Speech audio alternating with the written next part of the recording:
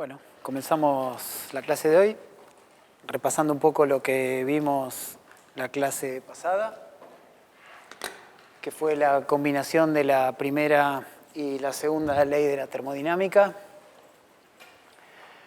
Combinando esas dos leyes para un sistema que interactuaba con una fuente de trabajo a una presión externa que podía ser distinta de la presión del sistema y con una fuente de calor que tenía una temperatura diferente a la del sistema, llegamos a estas dos expresiones de aquí arriba para la variación de entropía del sistema compuesto por el sistema en el cual estábamos interesados en conocer sus propiedades y el conductor de calor, y esta expresión de acá abajo para la variación de la energía interna. Esas dos expresiones tenían el inconveniente de tener la temperatura de la fuente y la presión externa como cantidades dentro de las ecuaciones, lo cual podía llegar a complicar el estudio de los sistemas. Y como por otro lado vimos que podíamos caracterizar la producción de entropía asociada al intercambio de trabajo con una diferencia finita de presión o al intercambio de calor con una diferencia finita de temperatura, en estas expresiones para la producción total de entropía las reemplazamos por una expresión que incluía la producción de entropía dentro del sistema, exclusivamente por irreversibilidades exclusivas del sistema alfa, y las contribuciones debidas a la diferencia de temperaturas y a la diferencia de presiones. Utilizando esas expresiones y trabajando un poquitito algebraicamente, llegamos a expresar estos dos diferenciales en términos exclusivamente de las variables del sistema, que directamente quedan escritas habitualmente sin subíndices ni supraíndices. Eso dio lugar a estas cuatro expresiones de aquí. En realidad trabajamos con la de ds y con la de du, pero acá están escritas de otra forma, están despejadas las producciones de entropía, porque esas mismas expresiones se pueden usar justamente para calcular la producción de entropía asociada a distintos procesos. Ya vamos a llegar a eso, pero bueno, básicamente lo que sacamos a partir de estas cuatro identidades es que si nos concentramos en la primera y pensamos en un proceso de entropía y a volumen constante, estos dos diferenciales o estos dos términos no contribuyen y obtenemos que la variación de energía es menos la producción de entropía. Como la producción de entropía no puede ser negativa, deducimos de ahí que el criterio de evolución para un sistema que se encuentra en condiciones de entropía y volumen constante es el de minimizar la energía. Siempre se mueve hacia mínimos de energía interna respecto a, digamos, modifica variables internas del sistema para buscar esos mínimos, y una vez que alcanza ese mínimo no puede moverse más por esta condición, y ese estado en el cual la energía es mínimo es un estado de equilibrio. El mismo razonamiento se puede hacer para las ecuaciones que están aquí, aquí y aquí, que corresponden a las variaciones, a las diferenciales de la entalpía, definida como U más PB, a la función de Helmholtz, que es U menos T por S, o a la función de Gibbs, que es U más P por B menos T por S. Estas tres funciones son transformadas de Legendre de la energía interna. Eso es así porque presión y volumen son variables conjugadas en el mismo sentido que usaban en mecánica, y lo mismo con la temperatura y la entropía. Entonces, haciendo estas combinaciones, lo que hacemos es cambiar las variables de las cuales depende una función por sus variables conjugadas, y eso nos permite escribir estos diferenciales, que a su vez nos permite, en un proceso, por ejemplo, a presión y entropía constante, encontrar los estados de equilibrio como mínimos de H. O en un proceso a temperatura y volumen constante, encontrar los estados de equilibrio como un mínimo de F. Eso es lo que está escrito acá como el criterio de evolución general, que sale justamente de combinar la primera y la segunda ley, y que dice que el equilibrio corresponde a mínimos de cada potencial termodinámico o máximos de la entropía en procesos en los que las variables naturales son constantes, donde las variables naturales son las variables que aparecen en estos diferenciales en cada caso. Estas funciones o estas expresiones están puestas de esta manera aquí porque también podemos usar estas expresiones para calcular la irreversibilidad en los procesos en los cuales las variables naturales son constantes. Por ejemplo, en una transformación de fases que ocurre a presión y temperatura constante, Si lo hacemos en una condición tal que esa transformación sea irreversible, que no estemos en la condición de equilibrio, esta expresión de acá abajo, la última, como la temperatura y la presión son constantes, estos dos términos no están, y la producción de entropía va a ser directamente el diferencial de G dividido la temperatura. Si podemos calcular la diferencia de la G entre una fase y la otra, vamos a poder saber cuál es la producción de entropía asociada a ese proceso irreversible. Y la misma idea se puede usar con esta o esta expresión. Por eso están escritas en esta pantalla, que es un pedacito de la hojita de fórmulas que distribuí el otro día, como fórmulas para el cálculo de producción de entropía. Además de eso, vimos que en el caso en el que los procesos sean reversibles, las producciones de entropía que acabamos de ver son todas cero, entonces se podían escribir los diferenciales de los distintos potenciales termodinámicos en términos de sus variables naturales. Estas cuatro ecuaciones son las que se conocen como ecuaciones de Gibbs y dan lugar a las definiciones formales de temperatura y presión a través de estas identidades con las derivadas parciales. Y también nos proporcionan una manera de interpretar qué es la entalpía, qué es la función de Helmholtz y qué es el potencial de Gibbs, en los sentidos que están referidos acá en esta columna. Las variaciones de entalpía están asociadas a los calores intercambiados por el sistema en un proceso a presión constante, reversible o irreversible. Sí, perdón, hay una pregunta. Me preguntan si estas derivadas se aplican solo en el caso de un proceso reversible o no. Estas derivadas existen siempre porque la energía es una función de estado, por ejemplo, y la entropía es su variable. Entonces, esta derivada la podés calcular siempre. Lo que vale exclusivamente en un proceso reversible es que la variación diferencial de la energía interna es el producto de la temperatura y la presión multiplicado por esos diferenciales, donde temperatura y presión son estos.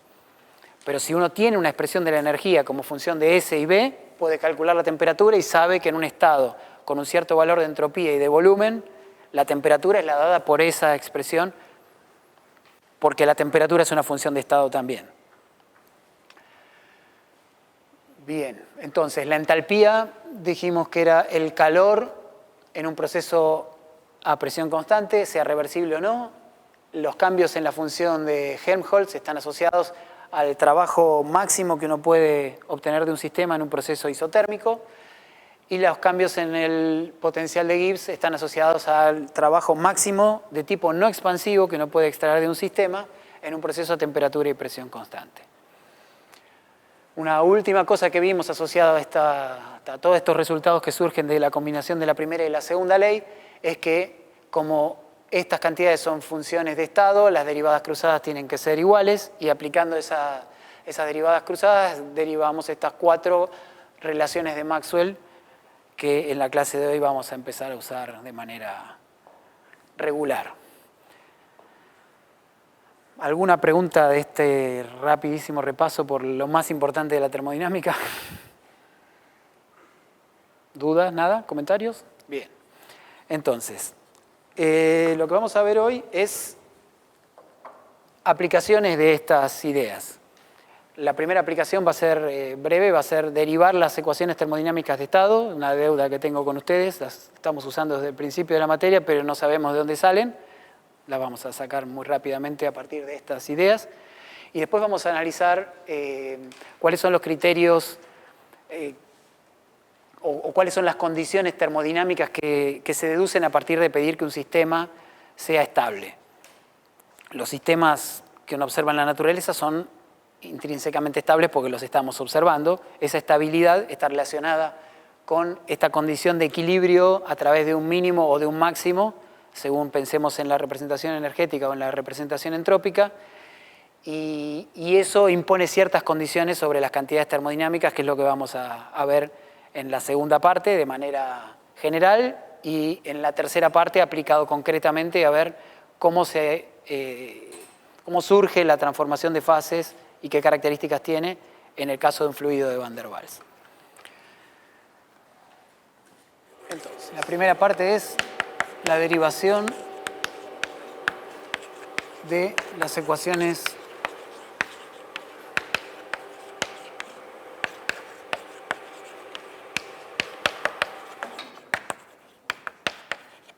termodinámicas de estado.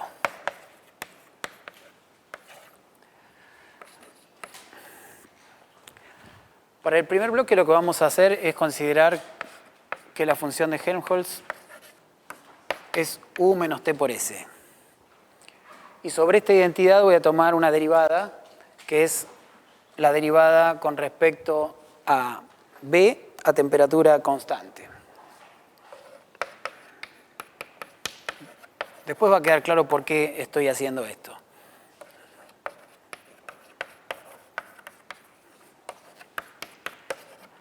A T constante.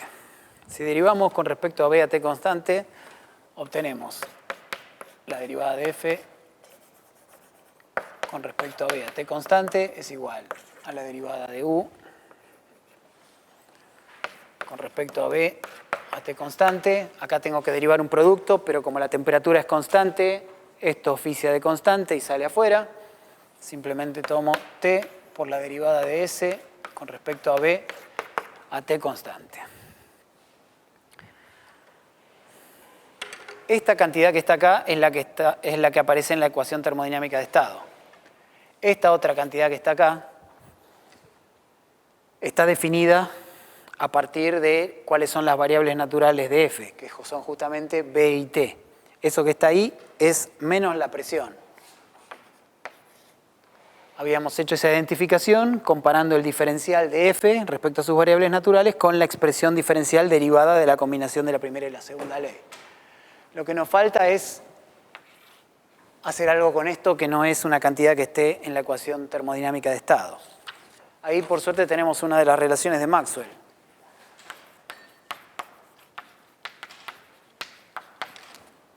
Una que dice que ds a dB a T es dP a dt a B.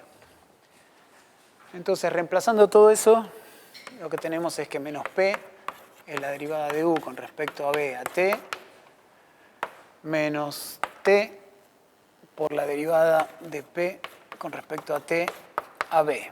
Y reordenando,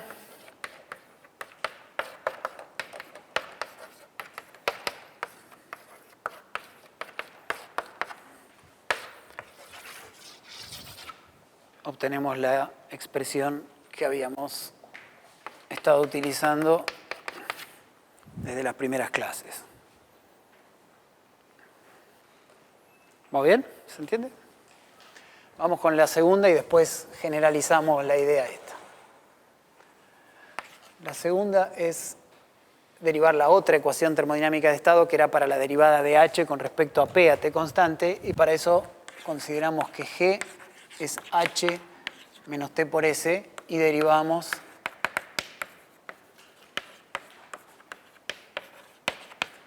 respecto a P a T constante.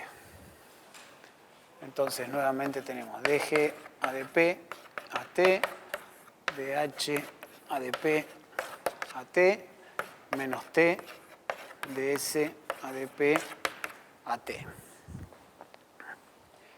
Esto es lo que tenemos en la ecuación termodinámica de estado. P y T son las variables naturales de G. La derivada de G con respecto a P a la otra variable natural constante es el volumen. Y acá, de vuelta, invocamos a las relaciones de Maxwell. ds a dP a T es menos la derivada de B con respecto a T a P. Entonces hacemos el mismo jueguito que recién.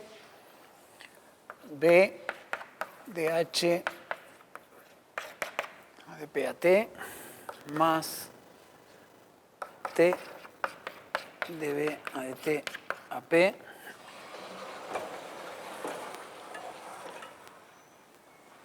y reordenando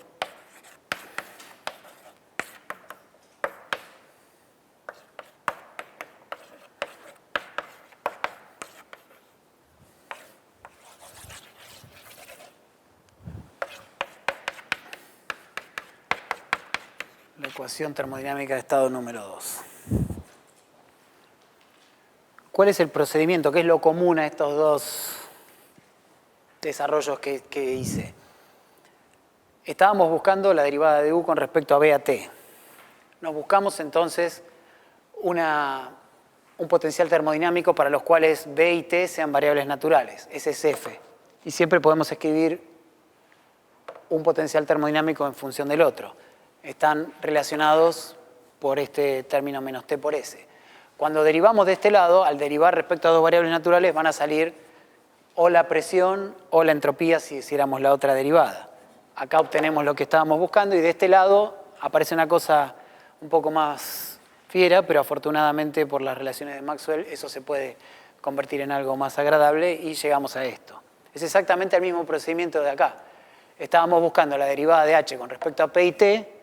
G es el potencial termodinámico que tiene como variables naturales p y t, de tal manera que la derivada de esta es b. Ahí obtengo algo razonable, lo que busco, y de acá, con la relación de Maxwell apropiada, llegamos a la expresión esta.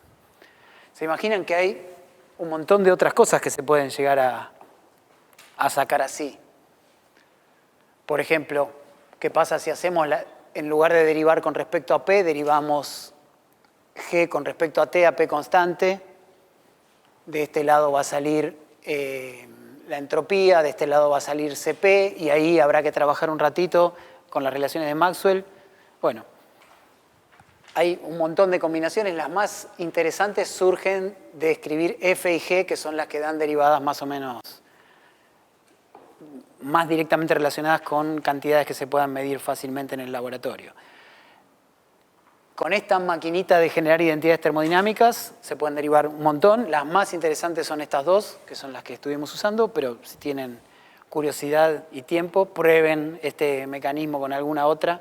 Pueden sacar cosas como que la derivada de g con respecto a b a t es 1 sobre kappa t, o cosas que son aparentemente extrañas. Esta no es tan rara porque se puede demostrar relativamente fácil, pero bueno, les dejo la herramienta para que jueguen un poquito. ¿Alguna pregunta de esto? Voy pagando mis deudas, ya demostré las dos cosas que tenía pendiente, sigo adelante. Igual tengo todavía otras deudas por ahí acumuladas que espero poder saldar. Vamos a la segunda parte, que tiene que ver con la estabilidad entonces de los sistemas termodinámicos en general.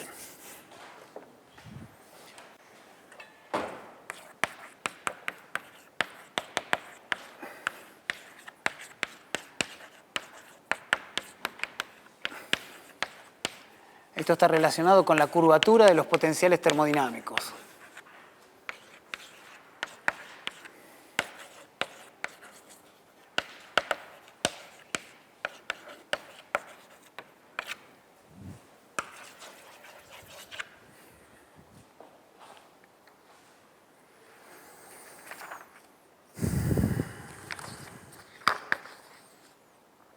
Y como decía recién, bueno, con el efecto que tiene esa condición de mínimo sobre las curvaturas de los potenciales termodinámicos. Les voy a mostrar un poco cuál es la idea principal a través de un ejemplo, y de ahí vamos a poder generalizar la cosa sin grandes inconvenientes. Para eso, en este ejemplo, vamos a pensar en un sistema que está en condiciones, en un proceso a entropía y volumen constantes.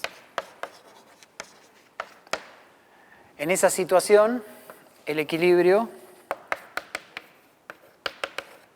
corresponde a mínimos de U. Corresponde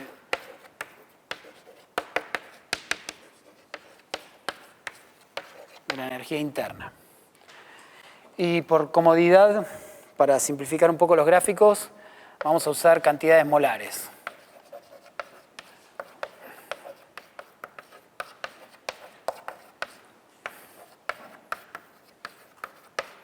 Recuerdo la definición de una cantidad molar.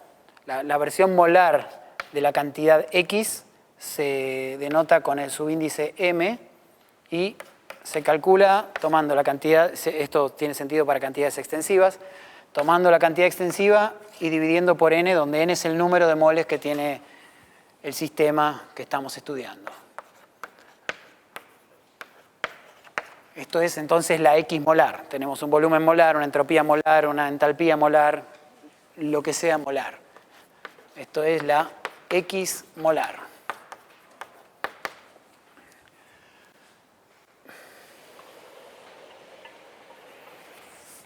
En términos de estas cantidades molares, las definiciones, por ejemplo, de la temperatura, como la variación de U con respecto a S a B constante, también se puede escribir como la derivada de la U molar con respecto a la S molar a B molar constante. Es exactamente lo mismo porque es dividir por N. Y análogamente tenemos que menos P es la derivada de U con respecto a B a S, y también es lo mismo que la derivada de U molar respecto a al volumen molar a entropía molar constante. Entonces, lo que voy a hacer es esquematizar una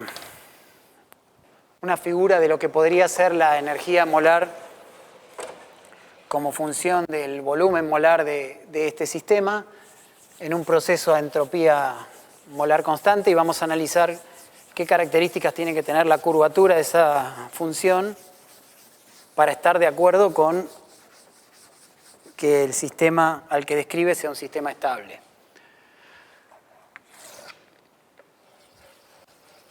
Entonces voy a poner acá la energía molar como variable del volumen molar y voy a armar una curva a entropía molar constante. Lo primero que tenemos que mirar para dibujar esa curva es esta definición de acá.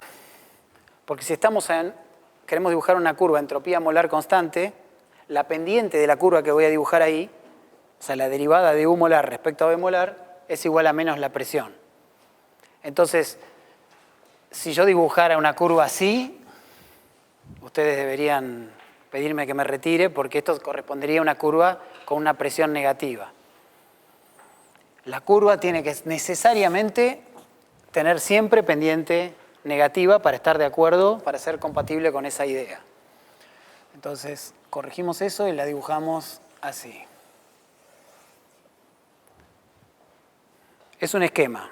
Estoy poniendo a propósito una zona con curvatura positiva, una zona con curva negativa y una zona con curvatura positiva. Lo que vamos a ver enseguida es que esta zona con curvatura negativa es inestable.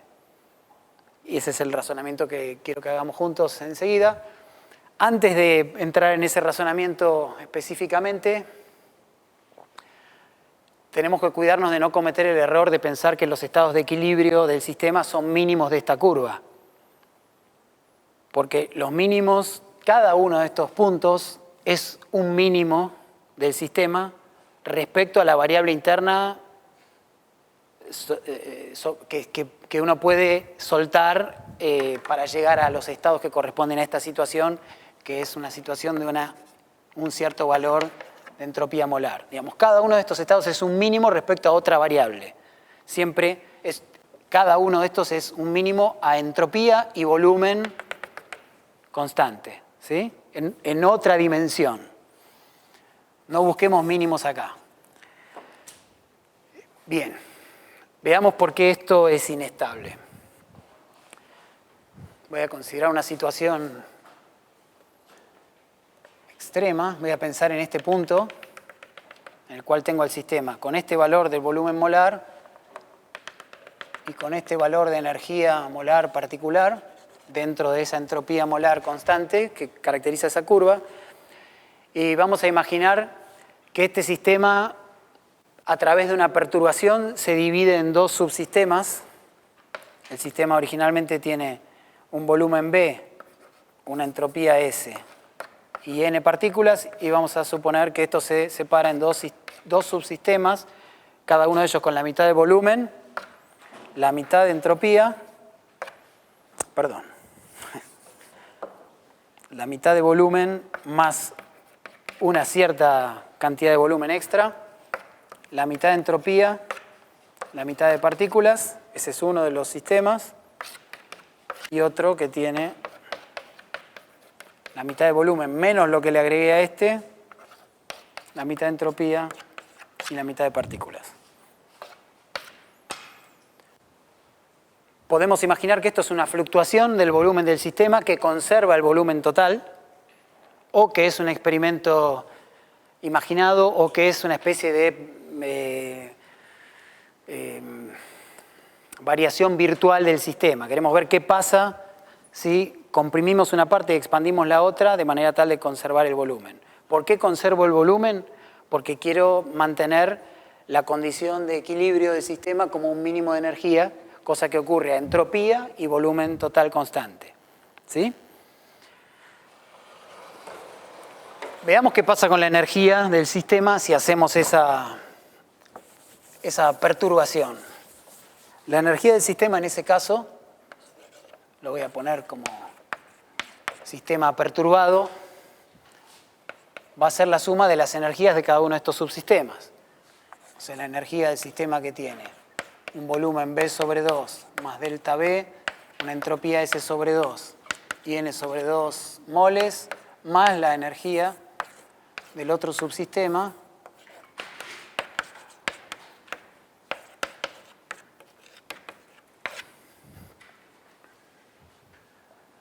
con cada una de esas propiedades.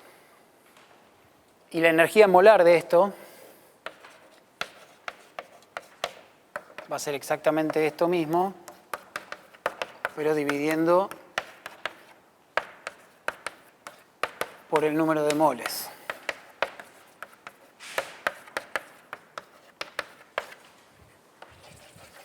De todo el sistema, que son N.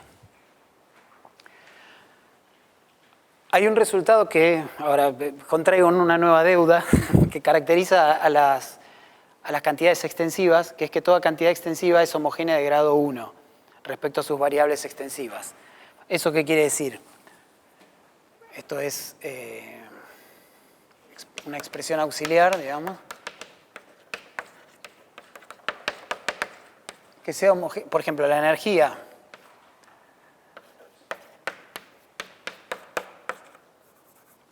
de un sistema que tiene una entropía, un volumen y un número de partículas, que es lambda veces la energía de un sistema con S, que es, perdón, de vuelta. Tomamos un sistema que tiene una entropía S, B, un volumen B y N partículas. Y ahora pensamos en un sistema que es lambda veces más grande que S. ¿Qué pasa con la energía de ese sistema? Es lambda veces más grande la energía de este sistema. O sea, esto es lambda por U de S, B y N.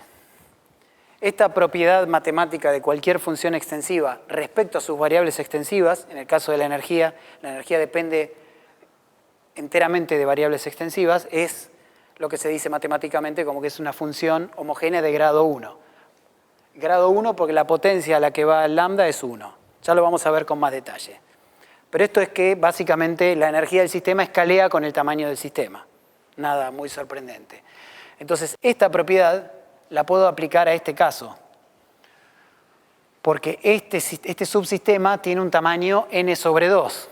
O sea, puedo imaginarme que esto que está acá es el volumen del sistema con n sobre 2 partículas.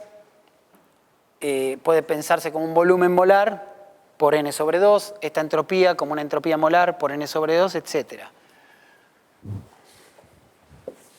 Vamos a escribirlo para que quede más claro.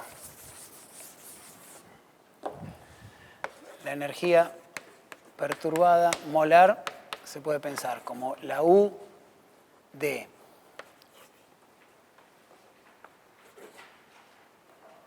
n sobre 2 por B molar más delta B sobre n sobre 2, la entropía molar y un numerito 1 acá, más la U de n sobre 2, B molar menos delta B, n sobre 2, S molar 1 sobre n. ¿Sí? ¿Se entiende lo que estoy haciendo? Es autoexplicativo casi. Bien, perfecto. Si los convencí de esto, Ahora, usando esa propiedad, esta n sobre 2 que está multiplicando a cada una de estas variables, la puedo sacar afuera y va a cancelar un n con un n de ahí. Básicamente lo que obtenemos es que la energía del sistema perturbado es esta energía. Cuando saco el n sobre 2, queda la energía de este volumen, esta entropía y un mol, o sea, la energía molar, que ya no depende del número de moles, depende solamente del volumen molar más delta V sobre n sobre 2, la entropía molar, más la energía molar de Bm menos delta V sobre n sobre 2 S molar, dividido 2, ese es el 2 que se arrastra de acá. ¿Sí? Perfecto. ¿Dónde está eso en este gráfico?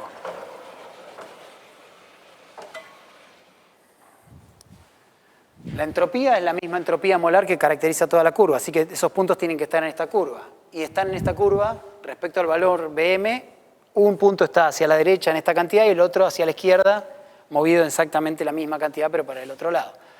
Entonces, si esto es Bm más delta V sobre n sobre 2, vengo a la misma distancia para el otro lado, Bm menos delta V sobre n sobre 2, subo a la curva, esta es la energía de aquel subsistema y esta es la energía del otro, y la suma de los dos dividido 2, o sea, el promedio de estas dos energías, es un punto que está en la curva, en el segmento que une esos dos puntos, y exactamente en la mitad. O sea, este puntito naranja que está ahí es la energía del sistema perturbado por mol. ¿Y qué vemos ahí? ¿Qué pasó con la energía respecto a la energía original? Es menor. ¿Y cuál es la condición de equilibrio para este sistema? Que la energía sea un mínimo. Entonces, si la curva esta tiene una región con esta formita y el sistema por alguna fluctuación se separa en dos subsistemas, uno de los cuales tiene más volumen y el otro menos volumen, de manera tal que el volumen total sea constante, la energía de ese sistema perturbado va a ser esta, que es menor. O sea que esa perturbación evoluciona, es favorable porque el sistema reduce su energía de esa manera.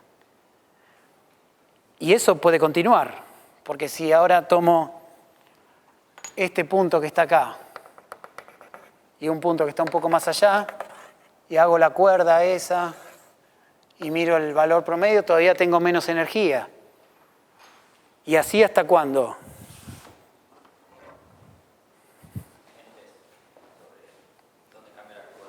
Claro, hay dos puntos acá, no sé si se alcanza a ver, hay una única tangente común a esta curva entre esos dos puntos, voy a tratar de dibujarla con algún color acá. No me va a salir, pero ustedes me van a creer. Bueno, bastante razonable, no es muy recta que digamos, pero bueno. Esa tangente común es la que establece el límite, la que separa la curva esta en dos regiones. Una región entre estos dos puntos, que es la que tiene curvatura en algunos lugares negativa, y con la que puedo hacer este jueguito de separar el sistema en dos subsistemas y bajar la energía. Otra región que es de este punto para la derecha o de este punto para la izquierda, donde eso no funciona. Cuando la curvatura es positiva, separar el sistema en dos subsistemas me aumenta la energía. ¿Sí? ¿Lo ven eso? Entonces, toda esta región es una región inestable. Si el sistema tuviera una curva así, yo no podría ver estos estados, porque esos estados serían inestables, y el sistema se separaría en dos subsistemas con estas características. Cuando pasa algo así, lo que uno interpreta es que ocurre una transformación de fases, que el sistema se separó en dos subsistemas con propiedades distintas. ¿Sí? Esto puede ocurrir como consecuencia de un modelo termodinámico o de la extrapolación de datos experimentales. Si construyo toda esta curva con datos experimentales medidos, no puedo obtener esto porque estos estados nunca son accesibles porque son inestables. ¿Sí? ¿Se entendió el razonamiento? ¿Y se entendió por qué este límite es el que limita las dos regiones inestable y la estable? Sí. O sea, claro, solo tiene sentido pensar en esto de separar en dos subsistemas si son distintos de alguna manera, si tienen propiedades distintas. O sea, no entiendo muy bien la idea de realmente poder hacer esto de dividir en dos el sistema y que de alguna manera los puedas considerar por separado. Bien, o sea, no queda claro quiénes son esos dos subsistemas en los cuales estoy separando el sistema. Esos dos subsistemas son dos subsistemas inventados, pero que tienen un límite. Cuando hicimos el razonamiento acá, separándole en estos dos subsistemas, lo que vimos es que si el sistema efectivamente se expandía y se contraía, este subsistema y este subsistema combinados tenían menos energía que el original. Si el sistema llegara a esta situación, todavía mediante fluctuaciones podría seguir explorando todo este espacio de las curvas de la energía del sistema. Podría expandirse un poquito más para un lado y contraerse para el otro, se movería a este punto y este punto, tendría una nueva cuerda y tendría todavía energía más baja. Seguiría siendo, si en lugar de expandirse y contraerse para este lado, lo hace para adentro, eso no progresa porque la energía de ese sistema es mayor que la anterior y el sistema no puede evolucionar aumentando su energía. Entonces, ese proceso aleja al sistema en dos subsistemas y no lo puede hacer volver atrás.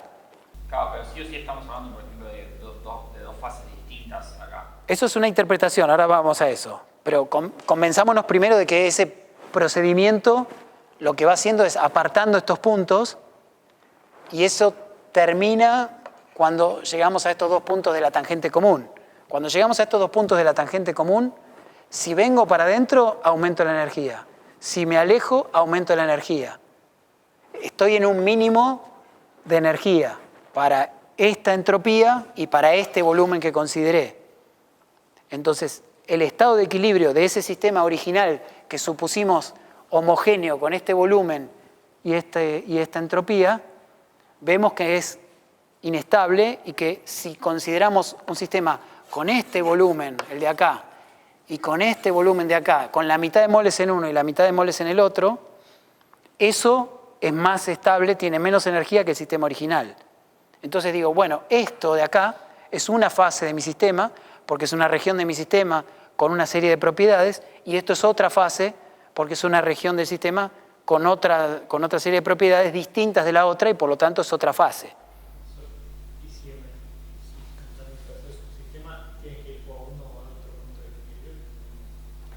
No puede ir a uno o a otro solamente conservando el volumen total. Necesita separar para mantener la condición de... con tres subsistemas, bueno. De todas maneras, con tres, si pusiéramos un tercero acá en el medio o del otro lado, aumentaría la energía, haciendo este mismo razonamiento. ¿No? ¿Se ve? Habría que hacer la cuenta completa, hacer esto mismo que hicimos acá con tres posibilidades, pero hacer participar a cualquier cosa que tenga más energía que estos dos puntos, seguro va a aumentar la energía total.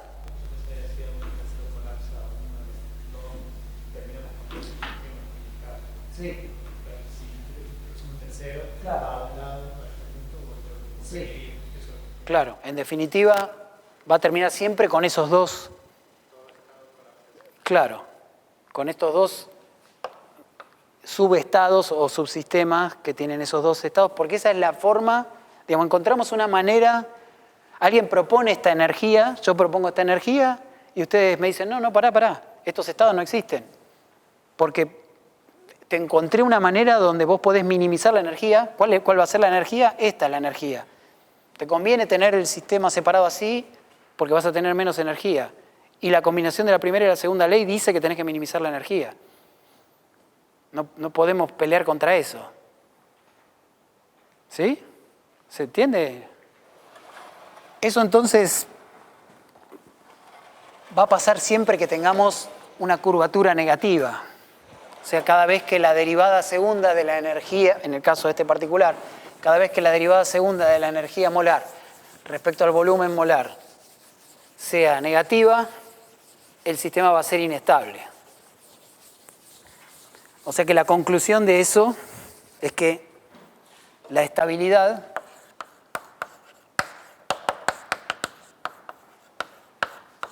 requiere que la derivada segunda de la energía con respecto al volumen a entropía constante sea una cantidad mayor a cero.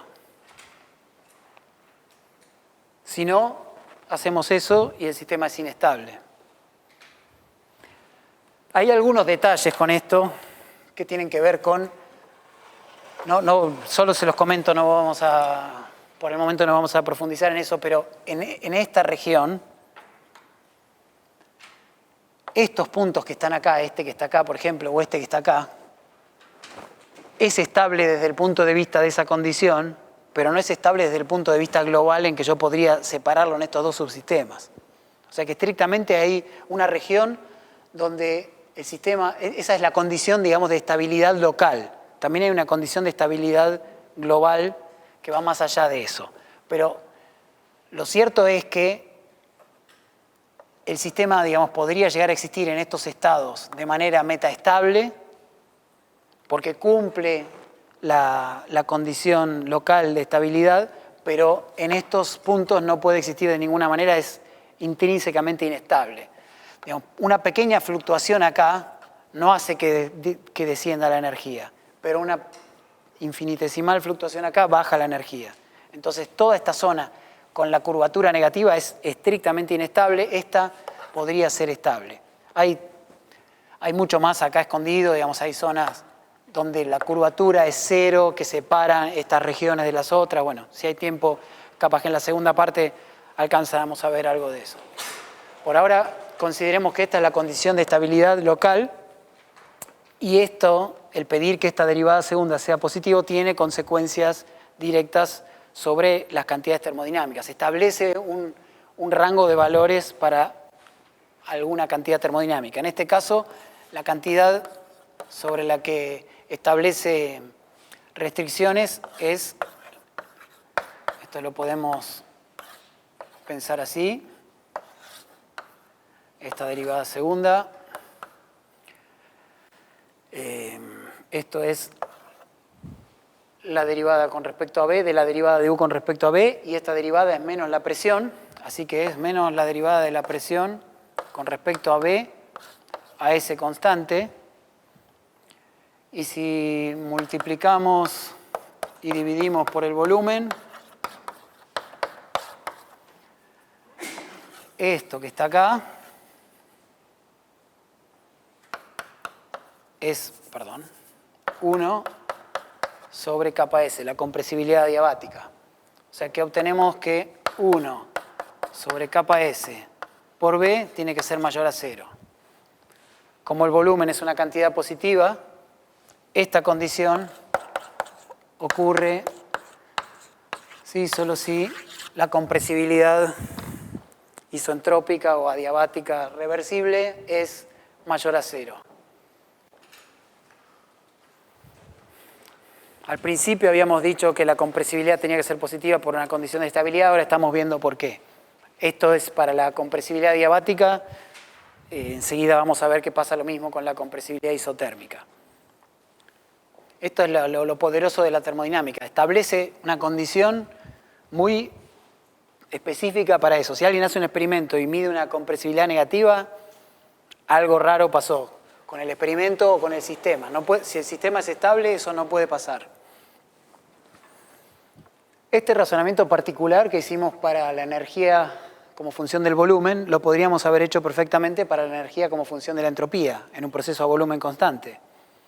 Podríamos haber pensado que el sistema se separa en dos subsistemas, uno con un poquito más de entropía, el otro con menos entropía, y reproducir exactamente lo mismo y hubiéramos llegado a la misma conclusión que llegamos acá. Si la derivada segunda de la energía con respecto a la entropía es negativa, si tiene curvatura negativa, el sistema va a ser inestable. Entonces hay una segunda condición de estabilidad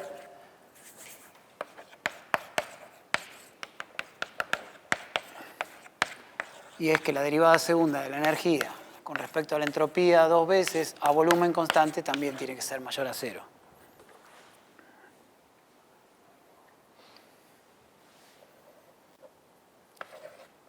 Y esto es que la derivada con respecto a la entropía de la derivada de U con respecto a S a B constante, esta cantidad que está acá es la temperatura. Entonces esto es que la derivada de la temperatura con respecto a la entropía a volumen constante tiene que ser positiva. Y esto lo puedo escribir como la derivada de T con respecto a U a B por la derivada de U con respecto a S a B. Este bloquecito que está acá es 1 sobre CB. Y esto que está acá es la temperatura. Entonces esto es la temperatura sobre CB. Y todo esto tiene que ser positivo. La temperatura es positiva. Entonces esto pasa si, solo si la capacidad calorífica a volumen constante es mayor a 0. En todo este razonamiento lo que fue vital es poder distribuir parte de una cantidad entre dos subsistemas. En este caso el volumen, en ese caso repartir un poco de entropía. Eso lo podemos hacer nada más que con las variables extensivas. No podemos pasarle un poco de temperatura a un subsistema y sacarle temperatura al otro o presión. O sea que estas cosas que dedujimos recién también se pueden aplicar a otros potenciales termodinámicos respecto a sus variables naturales extensivas. Quedan dos, bueno, de los tres potenciales que quedan, F, H y G, las variables naturales de G son T y P, así que acá no sacamos nada. H es P y S y F es T y B. Así que, haciendo razonamientos similares, decimos que la derivada segunda de F con respecto a B 2 veces a temperatura constante tiene que ser mayor a 0.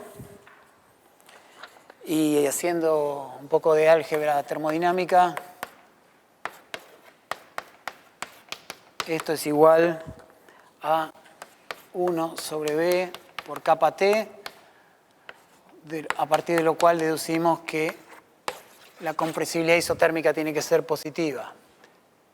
Y análogamente la derivada segunda de H con respecto a S 2 veces a P constante tiene que ser mayor a 0.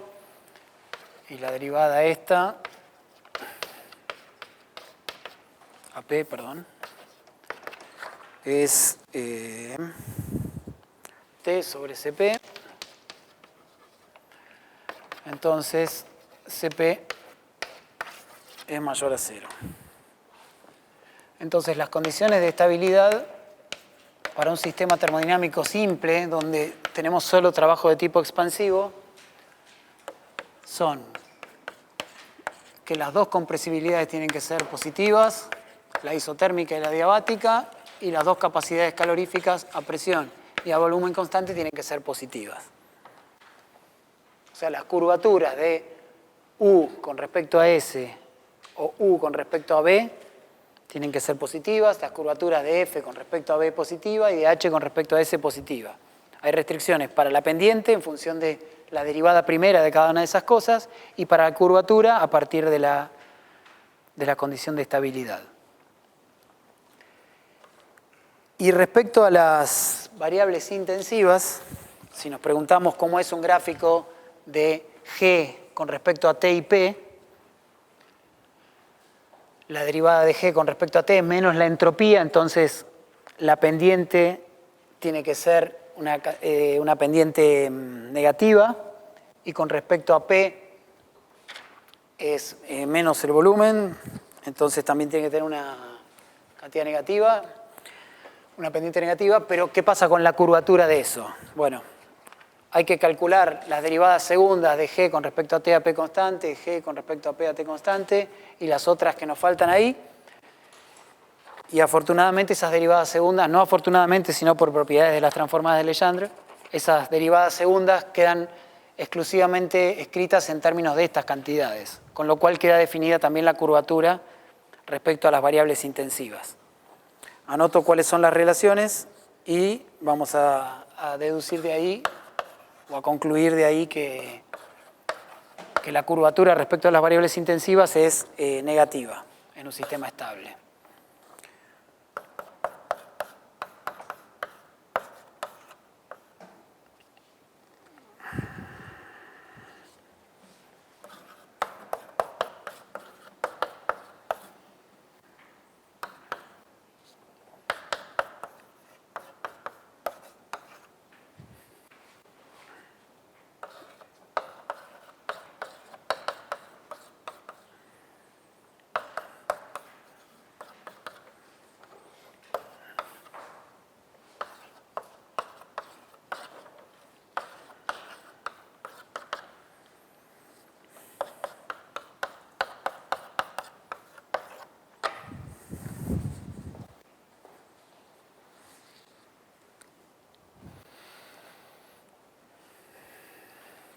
Entonces todas estas derivadas segundas involucran volúmenes, temperaturas, compresibilidades y capacidades caloríficas, todas con signo menos, de tal manera que todas esas curvaturas sean negativas.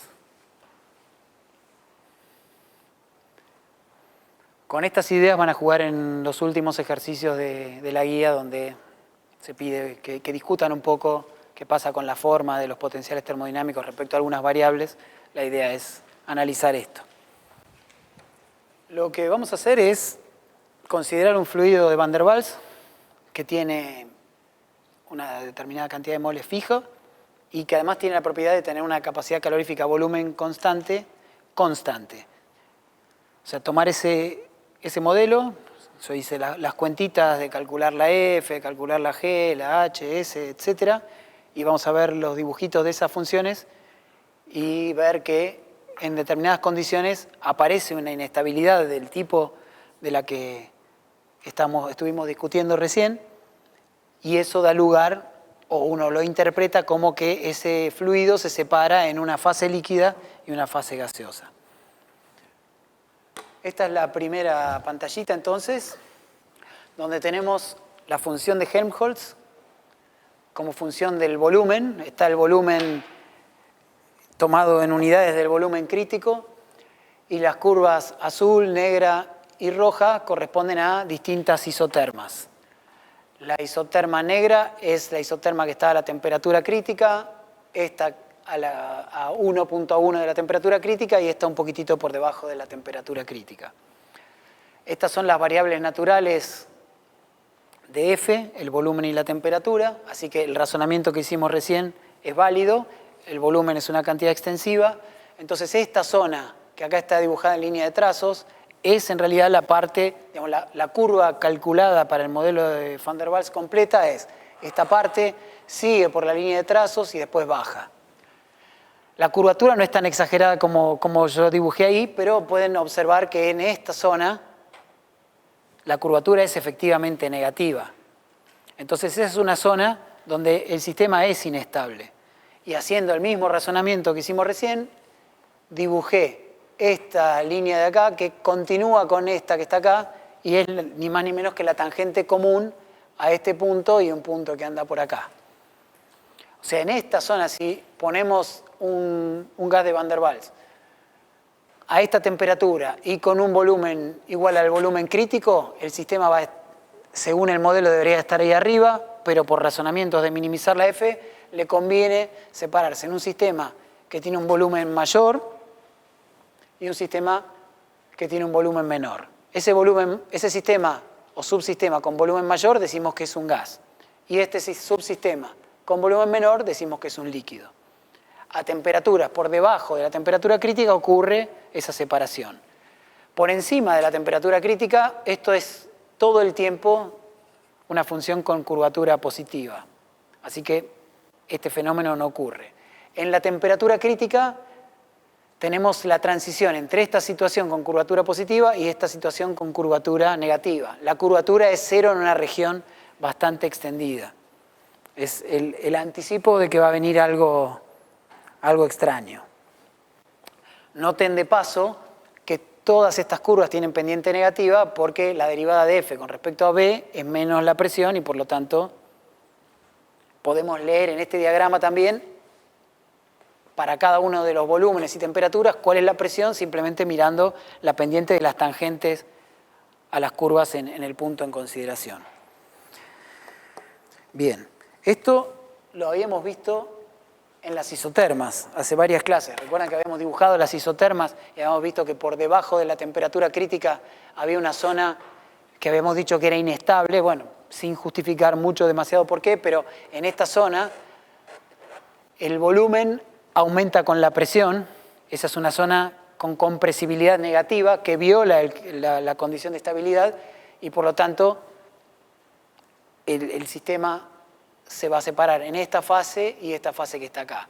La ubicación de esta línea no quedaba muy clara en ese momento, pero ahora la podemos deducir por lo menos por uno de dos métodos. El primero de esos métodos es, vuelvo al anterior, si la pendiente de estas curvas es la presión, esta tangente que es común a dos puntos, esos dos puntos van a tener la misma presión. Esas dos fases van a coexistir a esta temperatura a la presión dada por la pendiente de la tangente común. Entonces, esa presión que sale de esa construcción es la presión que está dibujada acá en este eje y que de alguna manera reemplaza a la parte inestable de la isoterma. Si vengo comprimiendo este gas, reduciendo el volumen, cuando llego a esta presión, esa es la presión en la cual pueden llegar a coexistir el gas y el líquido y el sistema evoluciona imaginariamente por esta línea. En realidad tenemos un sistema inhomogéneo con esta fase y estas fases coexistiendo y a medida que le voy sacando calor, lo que va ocurriendo es que va desapareciendo gas y va apareciendo más líquido. El sistema se mueve imaginariamente por esta línea, disminuyendo la proporción de esta fase y aumentando la de esta fase. Cuando llego acá, sigo por la parte estable de la isoterma sin ningún problema. En línea con lo que veíamos antes, por arriba de la temperatura crítica no hay ninguna zona en la cual la compresibilidad sea negativa. Y acá, a la temperatura crítica, aparece una región en la cual esta pendiente es 0, esa pendiente es 1 sobre la compresibilidad, ahí la compresibilidad es infinita y esa es la marca de un fenómeno crítico que anticipa de vuelta que si me muevo por debajo de las coordenadas críticas, el sistema va a ser inestable y se va a separar en dos fases. ¿Sí? ¿Me siguen con esto? ¿Se entiende cómo es la aplicación? A ver que no. Siempre hay T y P constante por lo que veíamos recién, ¿no? Porque, digamos, la T es constante porque yo puedo elegir trabajar a temperatura constante y moverme por esta curva de F. Pero cuando llego a la zona de la tangente común me asegura que esos dos subsistemas van a tener la misma presión. Entonces puedo pasar de uno a otro manteniendo la presión, lo cual explica por qué ahora encontramos una razón basada, digamos, en la teoría termodinámica que nos dice por qué una transformación de fases ocurre a temperatura y presión constante. Porque esos son los dos subsistemas con los cuales puedo minimizar la energía libre correspondiente. Acá tenemos el gráfico de la entalpía. La entalpía en un proceso a presión constante era el calor asociado a algún proceso. Si miramos la curva por debajo de la temperatura crítica, esta es la zona del líquido, esta es la zona del gas y esta es la zona inestable. La coexistencia se daba a una cierta presión, entonces si me paro en esa presión, puedo ver que la fase líquida tiene este valor de entalpía y la fase gaseosa tiene este valor de entalpía. Hay una discontinuidad en la entalpía asociada a esa transformación de fase y esa discontinuidad no es ni más ni menos que el calor latente, el calor que le tengo que dar al líquido, por ejemplo, para evaporarlo, para romper los enlaces que están uniendo esas moléculas y armar moléculas separadas en una fase gaseosa. Pero naturalmente surge la magnitud del calor latente que será función de cuál es la temperatura a la que estoy haciendo esto. A temperaturas más bajas, acá no agregué por simplicidad otras isotermas, pero uno puede hacer esto a 0,8 T crítica, a 0,7 T crítica, etc. Estas curvas van a ser distintas y eventualmente el delta H podrá ser diferente. Eso mismo ocurre con la entropía. La curva de la entropía tiene una discontinuidad y esa es la entropía de transformación. Y está asociada, o uno la puede interpretar como que corresponde a las diferencias entre estas dos fases. Una fase líquida está más ordenada que una fase gaseosa o tiene menos formas de distribuir la energía, si quieren interpretarlo de otra manera, pero básicamente asociada a esta transformación de fase hay un cambio finito de entropía. Este salto de entropía ocurre para una transformación de fases de este tipo, líquido-gas. Eso, que haya un salto en la entropía, que es la derivada primera de la G con respecto a la temperatura, nos dice que esto es una transformación de primer orden.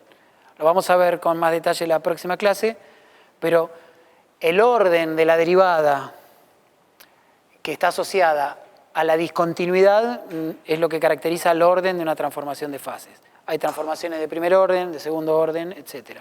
Las transformaciones de segundo orden tienen discontinuidades en derivadas segundas de la energía de Gibbs.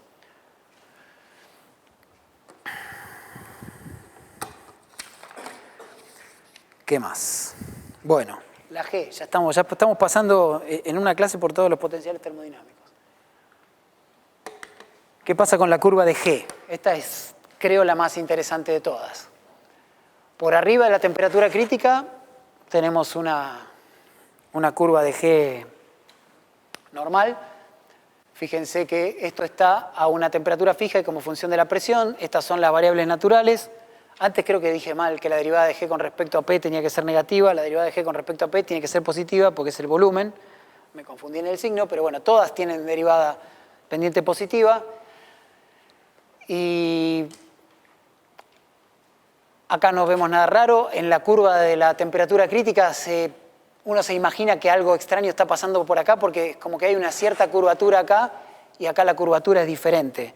Pero esa sospecha se puede confirmar cuando uno mira lo que pasa con la curva de G a 0,9 T crítica. La curva viene por acá. Si continúo dibujando la parte inestable, son esos puntitos que están ahí arriba. No está dibujado todo porque esos puntitos siguen y después vienen para acá y se conectan con esto, se arma como una especie de moñito. Yo solo dibujé un pedacito de la extrapolación de esta parte del gas y un pedacito de la extrapolación de esta parte del líquido. Pero en este diagrama es mucho más sencillo interpretar la transformación de fases. Porque pensando en el potencial de Gibbs, la condición de equilibrio es que a P y T constantes tenemos que tener un mínimo del potencial de Gibbs o de la energía libre de Gibbs. Entonces, ¿qué pasa si nos movemos acá? Si estamos de la presión de la transformación de fases hacia la izquierda. Si nos paramos en una línea vertical acá, eso quiere decir nos paramos a una presión fija y estamos a una temperatura fija de 0,9 temperatura crítica. Si el sistema estuviera en fase líquida estaría sobre esta curva. Si estuviera en fase gaseosa está sobre esta. En esta línea vertical, ¿en cuál de los dos estados el sistema va a tener menos energía de Gibbs? En el de la curva de abajo, ¿no es cierto? Entonces, ese razonamiento trasladado a cualquier presión que esté por debajo de la presión, esta que acá está anotada como PTF, resulta en que el estado de equilibrio para el sistema es todo el sistema en fase gaseosa. El mismo razonamiento del otro lado nos muestra que la fase líquida tiene menos energía de Gibbs que la fase gaseosa. Por lo tanto, de esta presión hacia la derecha, la fase líquida es la fase estable. Justo a esta presión, las dos fases tienen la misma energía de Gibbs. Entonces pueden coexistir en equilibrio. Esa es una condición general para el equilibrio de dos fases. En condiciones de presión y temperatura constante, la única manera en que dos fases pueden coexistir en equilibrio es en aquel estado en el cual la G de una fase es igual a la G de la otra fase. Si no fueran iguales y una fuera menor a la otra, el sistema naturalmente se va a la que tiene menor G. Parece una pavada, pero es Es una consecuencia de la combinación de la primera y la segunda ley.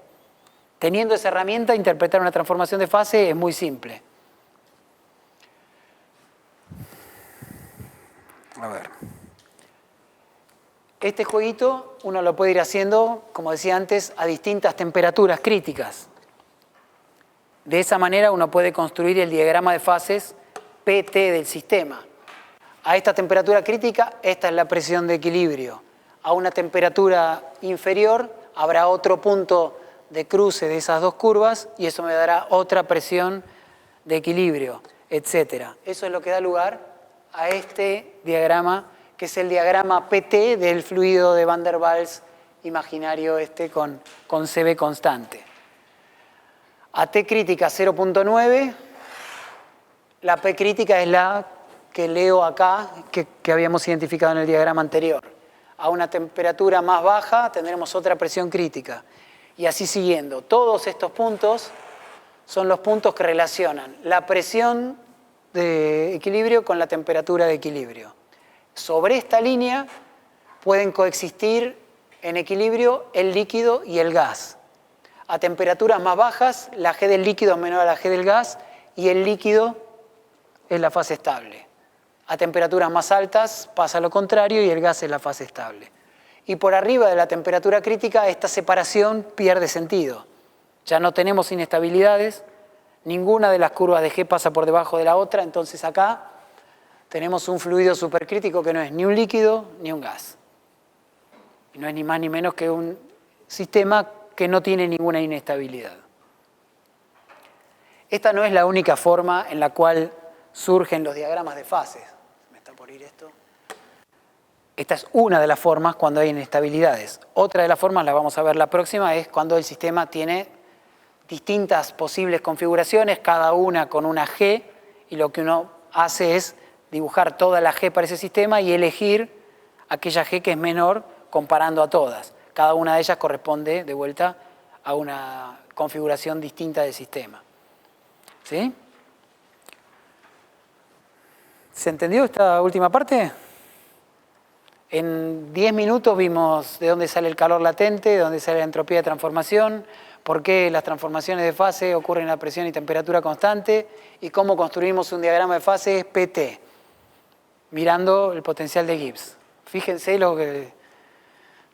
todos los frutos de combinar inocentemente la primera y la segunda ley.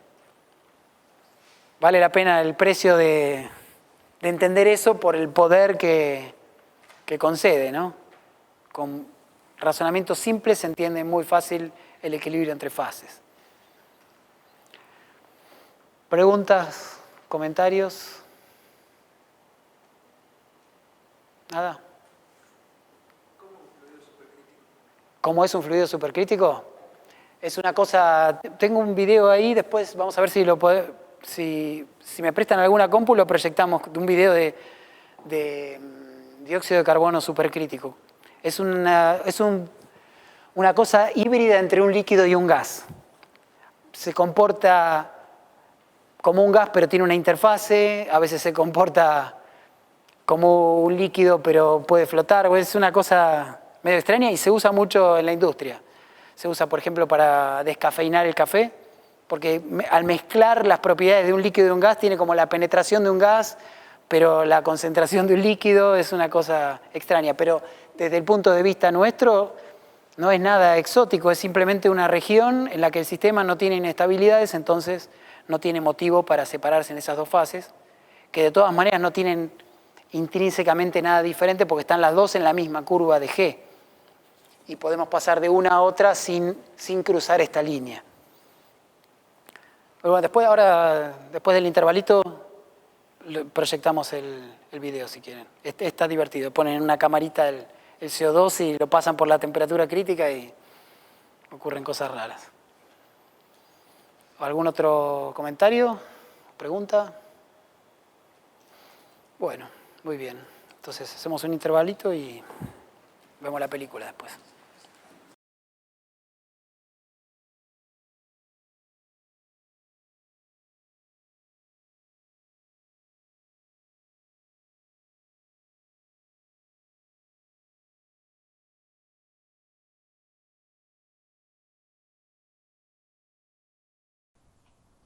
Hey everyone, I thought I'd show you my latest project.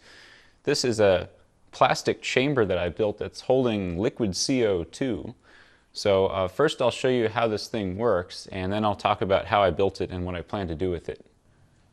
So the chamber is built from a piece of aluminum with acrylic on the front and the back, and it's designed to be heated slowly, and I'm using this strip heater. This is just a flexible fiberglass covered heater that's normally used for bending acrylic, or at least that's what I normally use it for.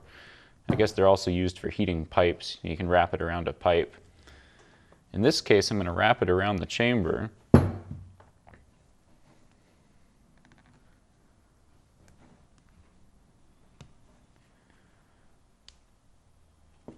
that. And I think this heater is about a couple hundred watts or something on that order. So we have liquid CO2 inside there, the heater on, and I'm going to plug the heater in. Right now the pressure gauge is reading about 700 psi.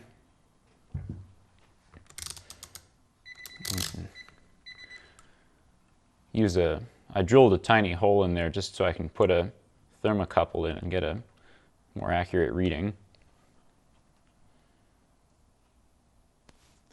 You can see the CO2 is starting to boil in there.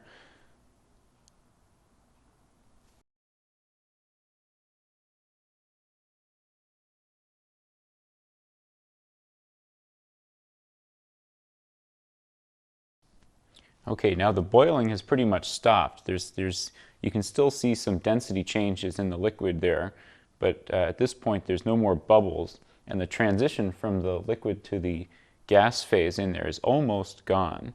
So let me give it another shake.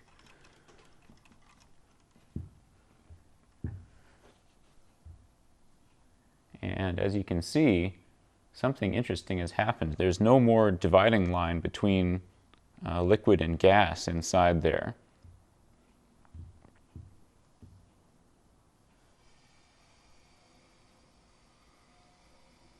So I'm going to unplug the heater.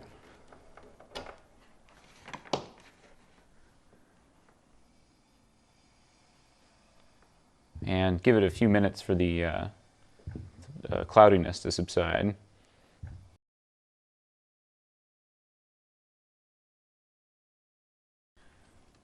So as you can see, what we're left with here is one phase basically inside the chamber. The CO2 has gone supercritical, meaning that the density between the liquid phase and the gas phase eventually became so similar that they blended together. So it's all one continuous phase in there now.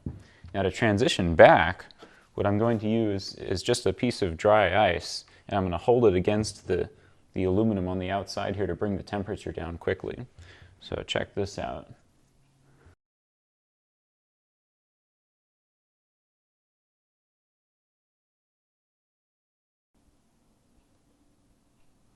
Surprisingly, this actually works better with just water ice, since it melts and makes a nice contact between the aluminum and the ice cube.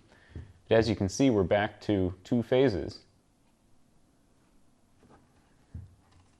So I built this chamber by getting an aluminum disc with a hole already in it, and I turned it down and faced it, and then turned the inside, and then mounted it on the mill and drilled the holes first for the bolt circle.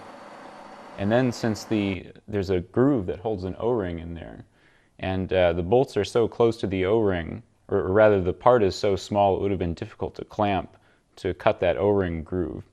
So what I did is I tapped the holes in the mounting surface on the mill, and then temporarily used some screws just to hold the piece down, and then cut the O-ring groove.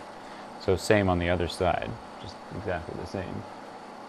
And then I also used the mill to cut out these plastic parts with the same bolt circle, and put an O-ring in there and sandwiched it all together.